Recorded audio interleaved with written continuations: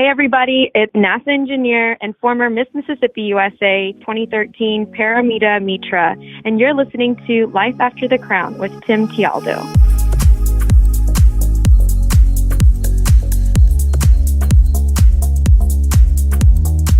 Hey everybody, welcome to the Life After the Crown podcast, where each episode I bring you interviews with former pageant contestants, title holders, and women of influence who are now succeeding across many different industries in the real world.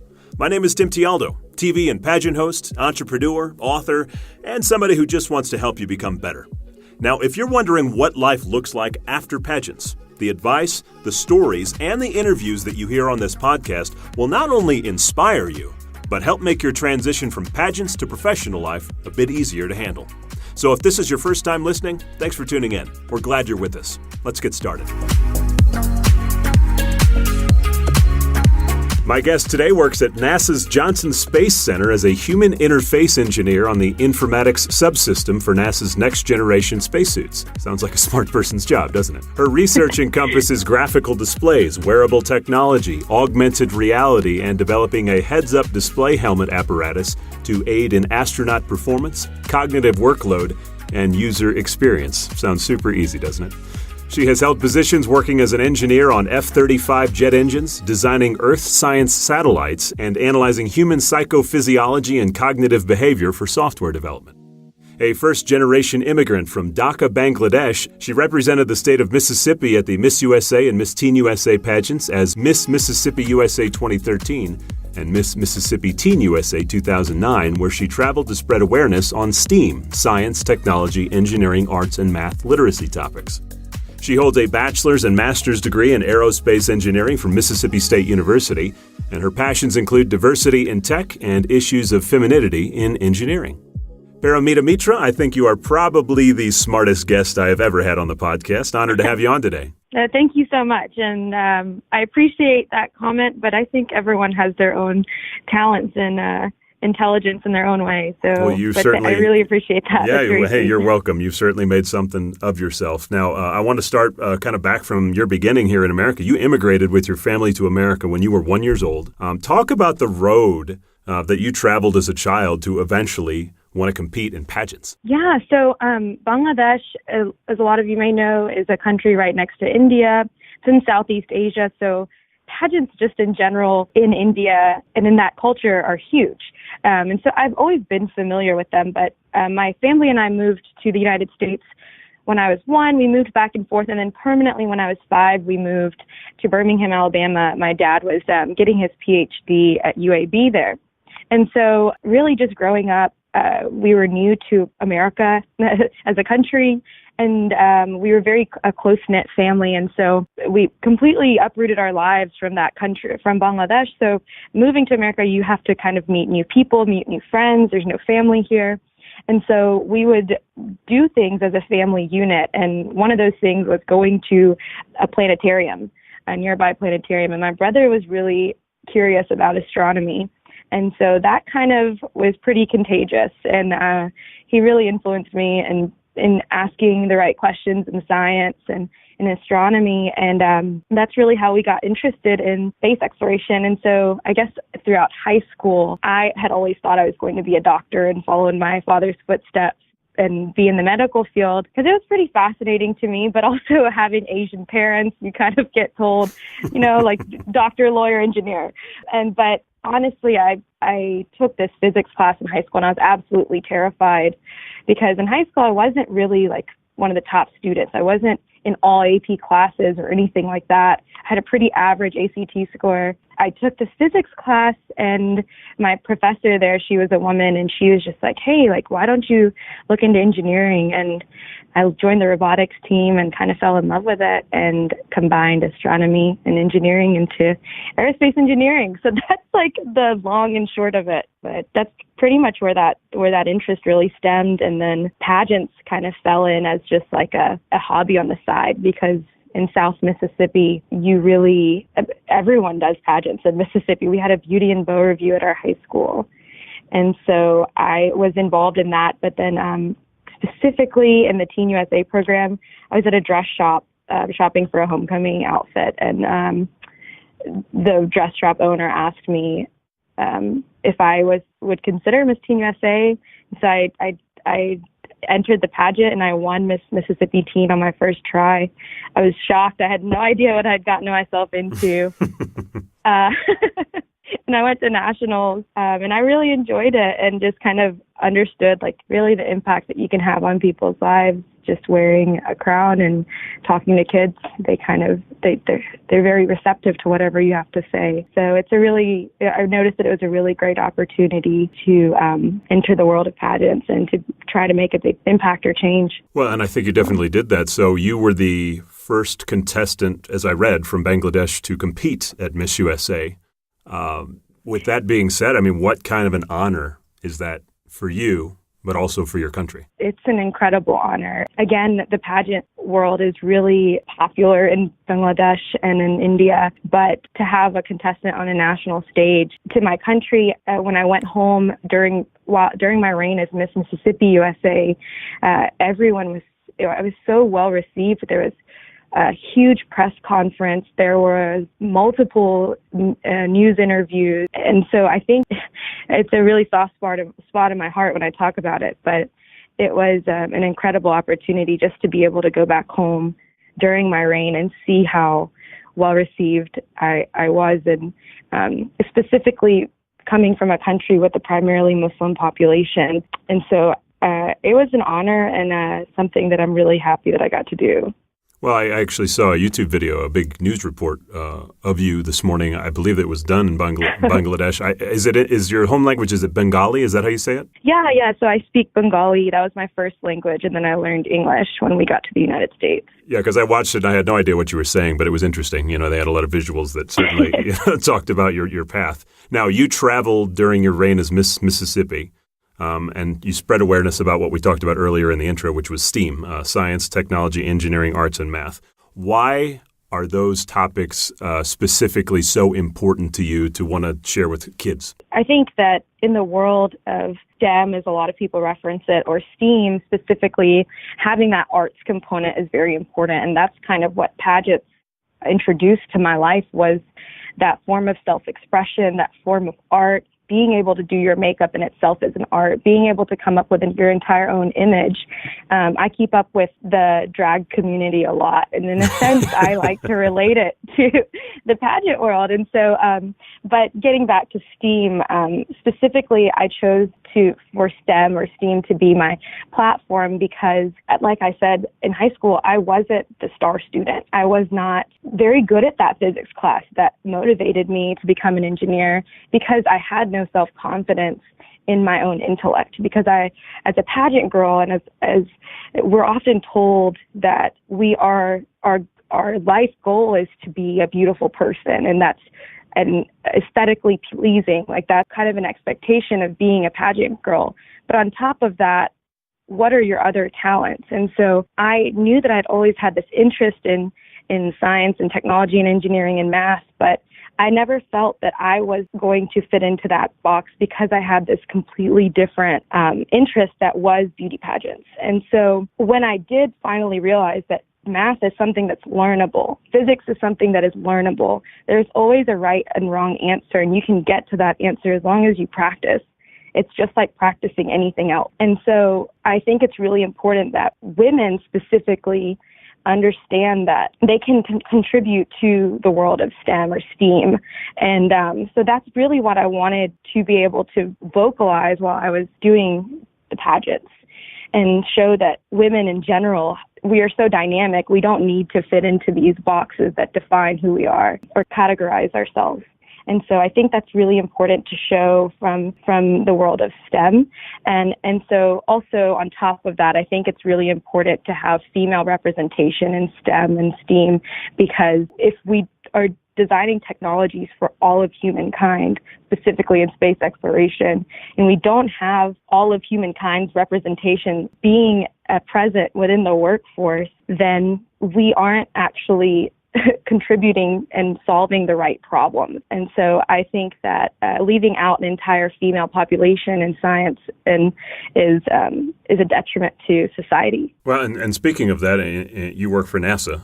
I just read an article yesterday that I believe they're getting ready to send up 2 female astronauts. Is that right? Yeah, so it's Women's History Month, and so NASA's been really celebratory about it. But one of the events that's happening is when astronauts leave their spacecraft, it's called a spacewalk or an EVA. And so they typically put on the spacesuit and leave the spacecraft and go do an engineering task or fix something on the International Space Station. And there are 2 female engineers doing a spacewalk together. And that's the first time in history that 2 of the crew members have been female. And so that's really exciting. And I think that's happening this week sometime. Well, and you talk about female representation in STEAM and STEM and in the arts. I would be interested to know from your standpoint, and I know that, in our culture today, the feminist movement and the women's empowerment movement is huge right now, and it's a big deal, and I think it's great.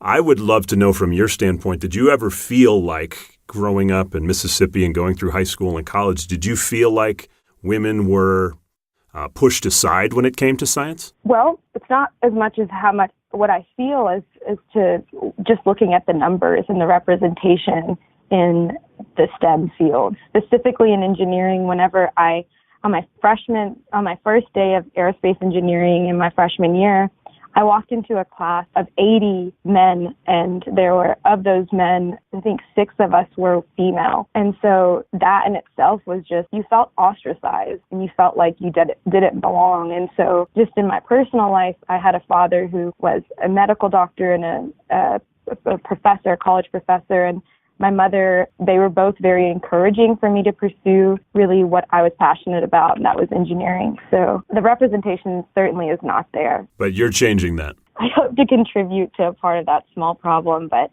like we talked about earlier, Cara McCullough, she's also been a really great representation on the Miss Universe platform. So that's been really nice to see. Having been a has-been.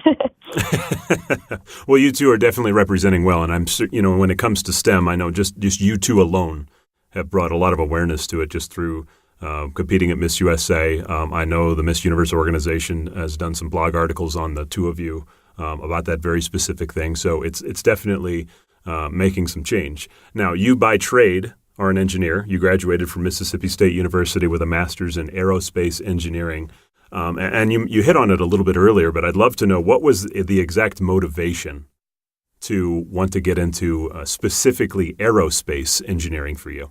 Again, loved astronomy. Our family went to the planetarium to just pass time when we were new to the country. And so it just kind of became a tradition in our family to go on monthly planetarium trips. But I had this other side of me that really wanted to be a medical doctor and follow in my father's footsteps. But getting to high school, I realized that in taking that physics class, I joined the robotics team, and I was introduced to the world of engineering, because originally when I heard the word engineering, I always thought of like a train conductor or something like that, like that's, I feel like what a lot of people think engineering is. Like they think that you're only you're fixing things or working on things. And engineering in itself as a field, I've learned is I specifically design human interfaces for displays that the astronaut wears. I work on the spacesuit. It's a beautiful problem to solve. It involves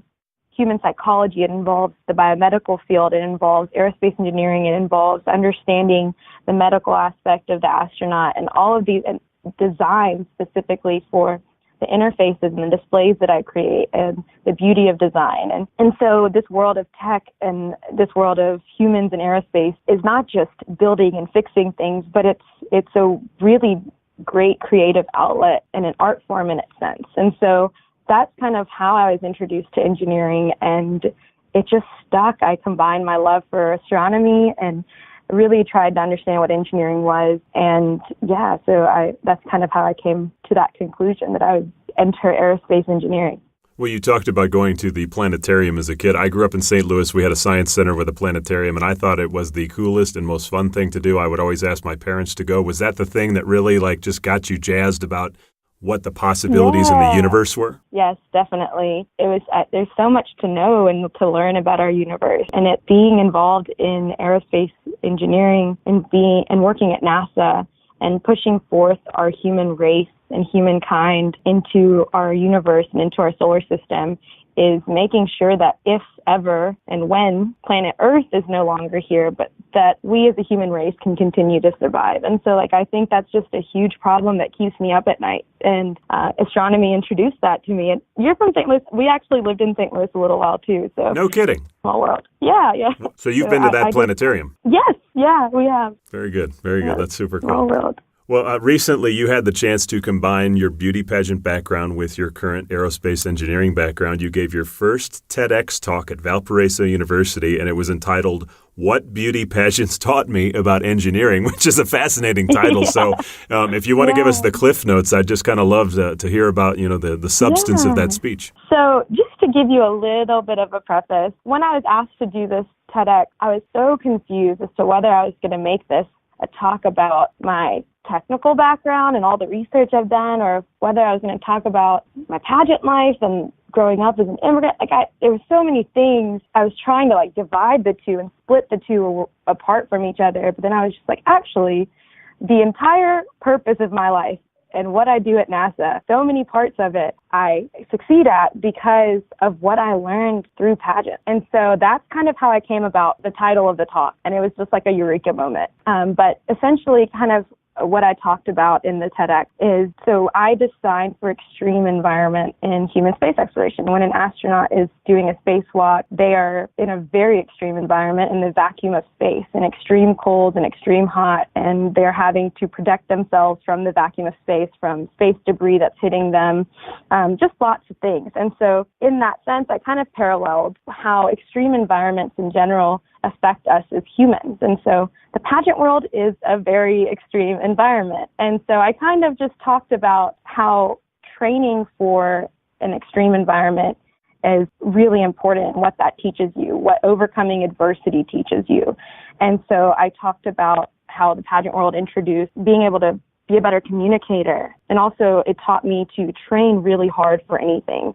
And so communication in the world of science, and specifically at NASA, is very important because just on a day-to-day life as an engineer, you're having to give a presentation all the time. And you're always having to relay your very complex ideas to management, to other people, other engineers. And you have to do that very quickly and think on your feet. And we do that in on-stage question. And we do that in interviews. Yes, and we do that when we're at an appearance. And we do that all the time as a pageant girl, as a pageant contestant. And I talked about the importance of communication. And then another really big point of this talk was the importance of training. And so I kind of get into what we experience when we're at Miss USA for those 3 weeks, or it was 3 weeks when I was there in Vegas in 2013, and how we have rehearsals all day, and then we have a 3 a.m. call time. But then all the while, we're also making sure to keep up with our physical fitness. We're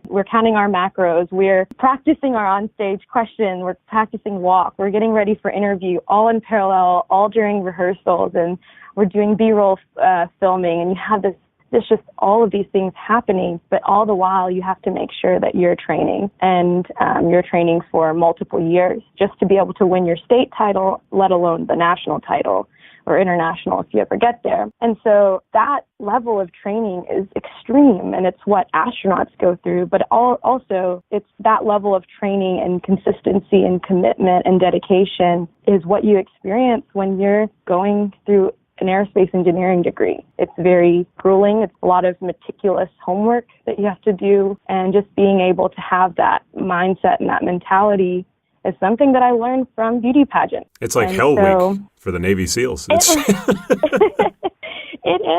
is, but it was like a hell 6 years of grad school and undergrad. So I can only imagine. Now, can people find this TEDx Tech on YouTube? So the production video will be out very soon. It's actually on TEDx Valparaiso's Facebook Live. And so the production video will be out soon, though. And by soon, I mean within this month. And it should be out, hopefully, by the end of March. Sure. Okay. But if you want to hear a low-quality version of it, then that's on TEDx Valparaiso's Facebook page. It's one of their live videos from their streaming, and I don't remember which one, but I'm at like minute 24. Well, whenever you get the high production one, send it to me, and I'll be happy to share it with the audience because I know they would love to see it. Yeah, awesome. I'll do that for sure. Okay, so you mentioned something earlier. I do want to dive into it a little bit because I've just been checking the analytics on my podcast lately. I have people from all over the world that listen to this, from Australia to Asia to South America to Europe. And you are somebody who grew up in Bangladesh. You were part of an immigrant family. Immigration is obviously a huge hot topic right now in the United States. And, growing up in Mississippi, of all places, I would just love to know, what is it like for you to say how you grew up in America and that experience? Well, it took my family and I 14 years to become a citizen. And that is a very long amount of time. And thank goodness my father came here on, they call it the EB-1, I think. It's like the Genius Visa. Yeah. And so I'm incredibly privileged to have a father who got a visa that way. But if you don't, and if you're not deemed talented or useful to our country, then you have to go through an incredibly more arduous process to become an immigrant, to become a legal immigrant. And for me, I think my opinion on that is that there should be some reform to the process, extremely arduous process that it takes to become a legal immigrant. And I think that would resolve a lot of issues. And it's a beautiful thing to be able to embrace different viewpoints and cultures. And I think you had mentioned something about growing up in South Mississippi as a Bangladeshi immigrant. There was times where I felt like I was so at home because of the hospitality of the state of Mississippi. Mm-hmm. We're known as the hospitality state.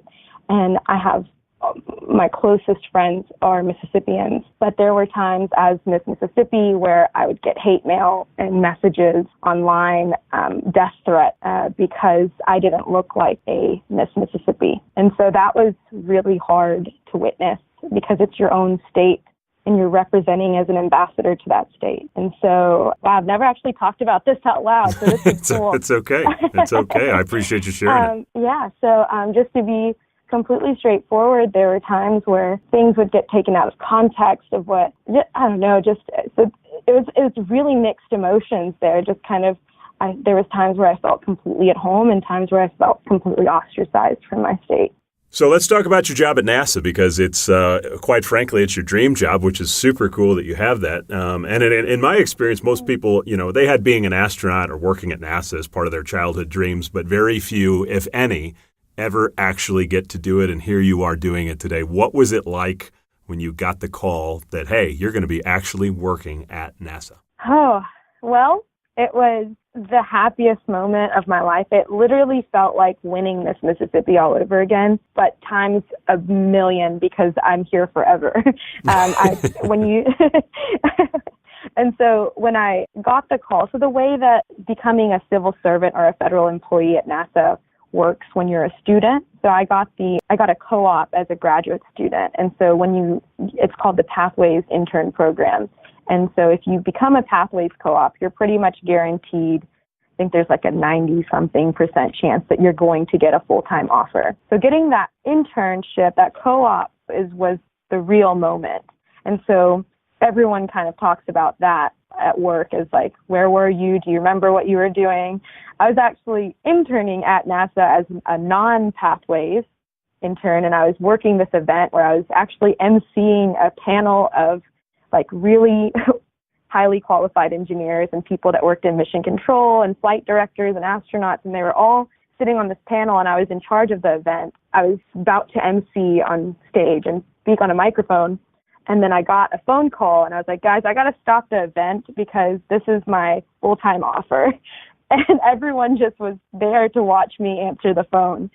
And there's this really well-known engineer here, Ginger Carrick. She used to work in mission control as a Capcom, which means she spoke to the astronauts from mission control. Mm-hmm. So that's a really big job here. And she announced it to the audience that I got my phone call and that I got the offer. And everyone clapped, and it was just a big to-do. I was in tears. I was crying. I called my family. Like, it was just a lot. But I had to continue and proceed on with emceeing that event. So it wasn't until later on that I could actually celebrate. Yeah, keeping your composure was probably pretty tough at that point. Exactly. But it definitely felt like a crowning moment.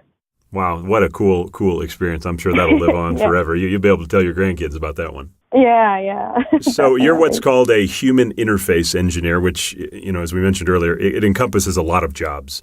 So I guess maybe the best way for somebody listening to kind of just understand what you do is let's just walk through a day at NASA for you. What are you doing? Like, for instance, what will you do today? So today, I work specifically on the spacesuit. So how it works at NASA, specifically at Johnson, there's different groups that do different things, but there's the operations folks, and they work in mission control. And then I'm on the engineering side of things, so that's the other side. But I, as an engineer, I was hired as an aerospace engineer, but my title is human interface. So whatever that means, essentially, my job right now is working in a wearable technology lab. That's half my time, and the other half I work on the spacesuit. And so on the spacesuit, I am a human interface engineer. Today, I'll be going to a spacesuit meeting to discuss some of the risks that if we don't implement certain technologies or if we don't meet certain timelines or schedules, what's going to happen and how that's going to push back our development on this new spacesuit. So that's what's on my agenda for the rest of today. But really my main job and why I was hired, I started working with NASA when I was in grad school. Before I ever even entered grad school, I knew that I wanted to work in this realm of humans and aerospace and work possibly on the spacesuit. That was kind of the pipe dream. And so before I ever had entered grad school and through all of my pageant experience and writing professional emails, corresponding with multiple people, and communicating and networking. I learned all of that through pageants, but I was able to apply that to grad school. Whenever I was entering grad school, I was seeking out different NASA projects that needed a grad student on them or needed free work done on them. So I connected with the spacesuit engineer, and one thing led to another, and they let me be the grad student that was working on these heads-up displays. So if you've ever seen Iron Man, Tony Stark has... That's you. No, I'm not Tony Stark yet. But if you've ever seen Iron Man, he's got that screen inside of his helmet that tells him... Jarvis was I think the assistant's name. And so Jarvis feeds you all of this information and tells you your body temperature and all of these things that are useful to Iron Man and to Tony Stark whenever he's in his full suit. And so similarly, we'd like to do something like that for astronauts because, again, a lot of astronauts describe doing a spacewalk like brain surgery and running a marathon at the same time. And so it's a very hard task. And to help them with that, they need something that's like a decision aid that feeds information from mission control, that shows them their consumables on their suit, that shows them their biological information. And so something like that in the world of suits could be a heads-up display, or what I'm developing now. And so that's my job, is to develop that heads-up display, put it in the helmet, get it working, and that's what I do on a day-to-day basis. Well, I think you should definitely call and find out. I can't remember the actor's name that's the voice of Jarvis, but how perfect would that be if you could just use his voice for what you're doing? I know. And I joke about it. And so the other day I had to give a name to this heads-up display, and I think I'm going to make a Jarvis acronym, and it's going to be something like Joint Augmented Reality Visual Informatics System. But I just made something up, literally, just to be able to call it Jarvis. I love it. That's fantastic. Well, very cool. Very cool. Now, you've also worked on, I think we said, F-35 jet engines. Now, from what I know, that's basically the world's most advanced jet fighter, correct? It is. So what do you do on the engines? Because I know they got incredible horsepower. Yeah, so I actually was, this is my first internship ever. I worked at an Air Force base, and what we did was we tested those engines and ran them at different conditions until they broke, pretty much. And so Mach 5. what I worked on.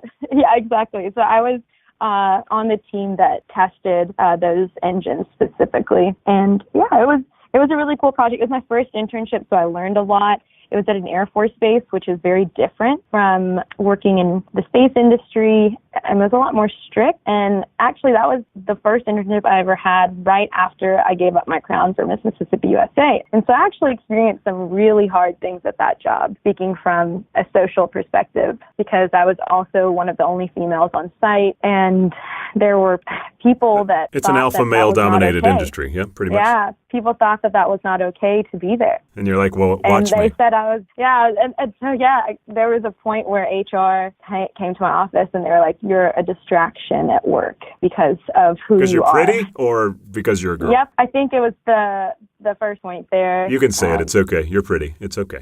Well, I mean, I think it was just after the pageant stuff, you have a certain way that you dress and you look that you like to keep up with. I think as pageant contestants, we appreciate that we look put together. Like if I look so they wanted you to kind of dress it down a little bit. Yeah, so pretty much, yeah, they wanted to dress it down. In addition to the F-35s, this one's fascinating to me that you've worked and basically designed satellites. Now, I live in Colorado, and when we go up into the mountains, as you can imagine, the view up there is incredible with the stars, but every 15 minutes, I will watch a satellite go literally across the entire sky. And I always find it so fascinating that we shoot those things up there and they just rotate the Earth. What's it like to work on one and design one? It's a really big problem to digest. This was at my first NASA internship in Huntsville, Alabama at NASA Marshall. So just if you don't know, there's 10 different NASA centers all over the United States. And you're at Johnson in Texas. In Houston, Texas, yep. Okay. And so to work on a satellite there's different design phases that you can go through at NASA, but where I was entering it is all the way at the beginning. So we were really trying to understand how the satellite, what did we want it to do?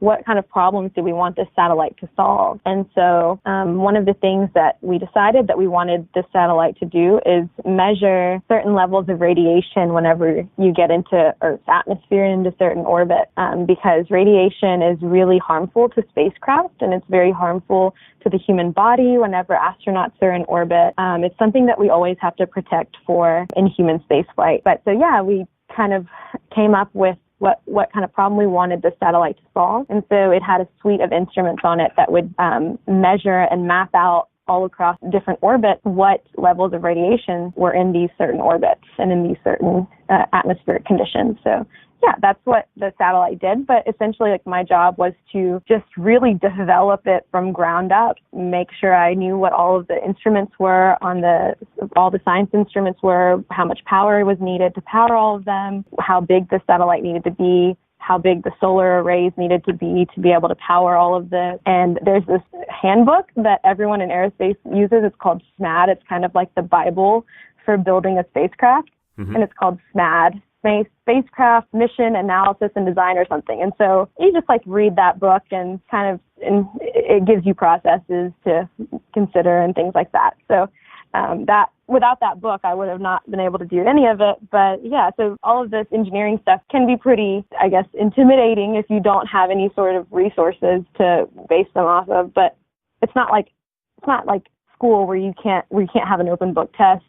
When you're in the real work environment, you're given lots of resources and you're able to use all of them. So it's not as intimidating when you're approaching a big problem like that. So coming from the pageant world, now working in the engineering field, working for NASA, I'm sure there's a lot of people out there who say, I would love to know somebody who I could, talk to or learn about or maybe even get mentored from. Do you do anything with other pageant contestants to kind of help them get into the field? Yes, actually. There's after the TEDx Talk, Kristen Leyva, she was Miss New Mexico USA 2018, I think, this past year. And she reached out to me because we have a very similar background. She's getting her graduate degree in mechanical engineering, and she works for the military, and she's also a federal employee, I think, for the Army as an engineer. And so we kind of just shared, whenever we connected, it was the first person that I had really ever been able to speak with in the pageant community that had such a similar background. And so it was just really cathartic to be able to go through conversations with her about Miss USA, about how our lives are in engineering as pageant girls. And so it was really neat that the Miss USA sisterhood kind of continues on year after year. And I was able to meet her because of pageant, out of all things. And so I've been kind of helping her, looking into her research interests and things like that. So it's been really cool. Well, look, just to listen to you describe all this stuff, super fascinating. Congratulations on getting your dream job. I mean, honestly, I'm sure so many listening who want to go into this field are just like, how can I be Paromita? So, I mean, congratulations on that. Awesome job. Thank you so much. Thanks. It's the pageant world helped me a lot. It certainly did. So let's talk beyond NASA here a little bit. You can speak 4 different languages. You are trained in piano, clarinet, and drums. I mean, honestly, you sound like one of those child prodigies that we hardly ever hear about. Was all this instilled by your parents? Are these just natural gifts that you have? I mean, I'd love to hear about it from your standpoint. So I think one of my driving factors in like anything that I do is that because I got to come to America and be an American citizen, you have just a world of opportunity here. You can do anything that you want because we have public education, we have electricity in our houses, we have government assistant programs, and you are given the ability to become the best of whatever person you want to be. And I think that's really important. And so if I was introduced to anything, whether it was piano lessons or clarinet or being a part of the band in high school or being a cheerleader or all of those things, I wanted to do all of it and understand what my opportunities were. And so I think that was really my driving force. And that's what my parents taught me was, you've got this crazy opportunity that none of your other 32 cousins are getting. None of your 15 aunts and uncles have gotten. None of your family back in Bangladesh is getting because you live in a free country. And so that's really what motivated me to do everything that I possibly could. I guess that's kind of how I approach any problem that I'm faced with. So you're basically a product of the American dream. Yeah, it's definitely what drives me. It's why I get up in the morning. It's why I go to sleep at night. It's why I come to work every day. Well, that's a really cool testimony. I appreciate you saying that. Mm-hmm. Real quick, before we get into our rapid fire questions here, did you know that there's another Paramita Mitra who is well known? Really? What are the chances of that? What the heck? So I found her while I was researching you this morning. She has the exact same name, but she is the head of digital marketing at HP or Hewlett Packard. Ah, okay. Yeah, so if you look her up, I was like, wait a minute, who is, because I was confused for a second. I'm like, do they have, but I mean, you have a pretty unique name. I was really surprised to find somebody else who was, famous in her own respect that had the same name. That's awesome. Right. Okay, so time for rapid fire, get to know you questions. It's kind of like a game show speed round. It's basically the gist of it. It's all for fun. So you get to put aside the smarts real quick and just have fun with this one, okay? Okay. All right, here we go. What's your favorite word to say in Bengali? Tiki. Which means? Lizard. Say it again. Tiki. Oh my gosh, I couldn't even repeat that if I tried. Very good. Number 2, texting or talking, which is your favorite? Talking. Good. Number 3, favorite day of the week for you? Friday. I think a lot of people would agree with that. Yeah. Number 4, favorite city in the United States besides the ones that you have lived in? This is a tough one. Yeah. I really like LA. I haven't lived there yet. I would say Boston if it was a city that I've only lived there for a summer, but I really loved Boston when I interned there. But in LA, I would say that for sure. So pretty much a coastal girl. Yeah, I just really like hot weather. It's my habitat coming from Bangladesh. Then I would definitely choose LA over Boston. Yeah. Okay, number 5, nickname that your parents used to call you, if you had one. Okay, so in Bangladesh, we have good names, or Palonam is what it's called, but it's just another name that your family calls you that's not on your birth certificate. So that name that everyone calls me in the Bengali community is Arpa. It's spelled ARPA. So that's my other name. Arpa, almost like ARP, but yeah. Arpa. Yeah, Arpa. Got it. Number 6, the last song you downloaded or listened to? I think it's called Talk by, let's see, what's on my Spotify? I think it's called Talk by Khalid and Disclosure. I love that song. Very good. Number 7, would you rather be able to speak every language, which you're about halfway to already in the world, or would you rather be able to talk to animals? Talk to animals, for sure. Any animal in particular? I have a cat named Psycho, and he's my best friend. You wish you could talk to him. Okay. Yeah. Number 8, favorite holiday? Christmas, because it's not something I get to experience in Bangladesh. So really cool how big of a deal it is in America. Oh, yeah, you were probably like, this is fantastic. Presents and holidays, and this is great. All these lights. I love it. Number 9, how long does it take for you to get ready in the morning? 30 minutes. That's pretty now quick. That I'm not in the pageant world. Yeah. Okay, so when you were in the pageant world, how long did it take? Like an hour and a half for sure. Okay, so we've shaved 60 minutes. Full face drag, yeah, all of it. Like Nice. And the last one, number 10, scale of 1 to 10, how good of a driver are you? now that I live in Houston, I would say I'm a good, solid 9.5 because it's really hard to drive around here, and all my friends ask me to drive. So Yeah, I think is Houston. I think it's the 4th largest city in America now. I think is it the 3rd? I think it's the 3rd. I know it usually goes New York, LA, Chicago, and then it's usually all after that, unless they've passed Chicago. I don't know. Okay, by landmass, I think it might be up there. Yeah, I could believe that. I definitely could believe that. Yeah. Okay, well, very good. You're off the hot seat. Congratulations. Awesome. Thanks. Hey, look, this has been so awesome to hear just how fascinating of a life you live, and the fact that you literally are living out your dream job, representing the pageant community in the STEAM fields and NASA. I mean, how cool is that? And did I read that you really want to be an astronaut one day? Is that your goal? Okay, so this is a new development in my mind. I know that whenever I was in pageants, I always thought that being an astronaut would be the best thing ever, because it's what, I don't know, it's just like kind of the pipe dream for a lot of people when they hear space exploration. But honestly, I love my job right now, building spacesuits and contributing as an engineer. And I think that now knowing what actual qualities an astronaut needs, I think going to Mars, specifically into the moon, we need astronauts who are trained in very specific fields.